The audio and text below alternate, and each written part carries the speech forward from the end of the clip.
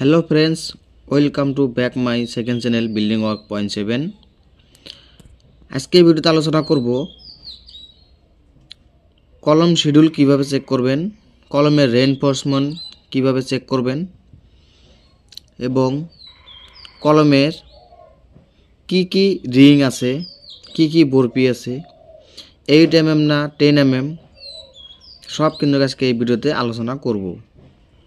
যারা ড্রয়িংটা বোঝেন না, যারা ড্রয়িংটা বুঝতে চান তারাই কিন্তু আজকে আমার ভিডিওটা দেখবেন।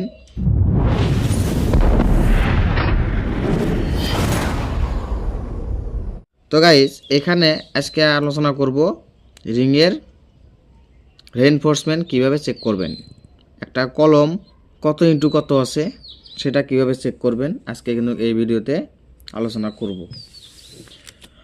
তো গাইস, এই যে দেখতে পাচ্ছেন এখানে কিন্তু আমরা দুইটা কলমের রিং আছে, একটা C2 কলমের রিং আছে, এখানে C1 কলমের রিং আছে, এখানে C3 কলমের রিং আছে।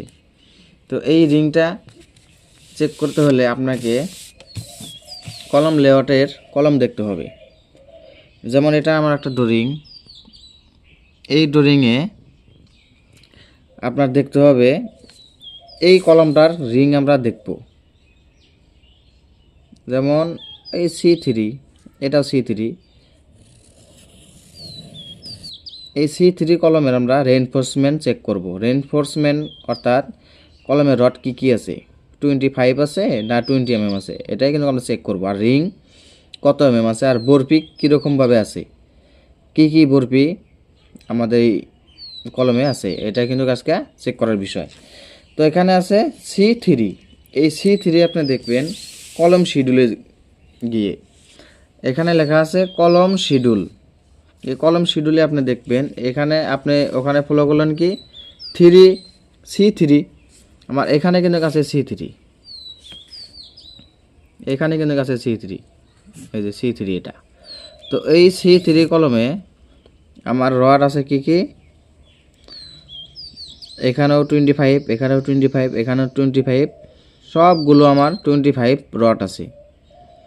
তো এখানে কিন্তু আপনারা চেক করলেন। আর বরপি দেখেন, এটা তো মাস্টার রিং, আর এখান থেকে বরপি দেখেন, এটা মাস্টার রিং আমার, এটা হয়েছে বরপি। এরকমভাবে একটা বরপি বানাবেন, এরকমভাবে একটা বরপি বানাবেন, আর এরকমভাবে একটা হুক দিবেন।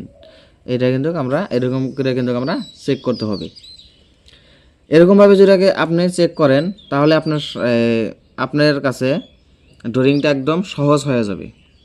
তো এরকম করে কিন্তু আমার কলম শিডিউল চেক করতে হয়।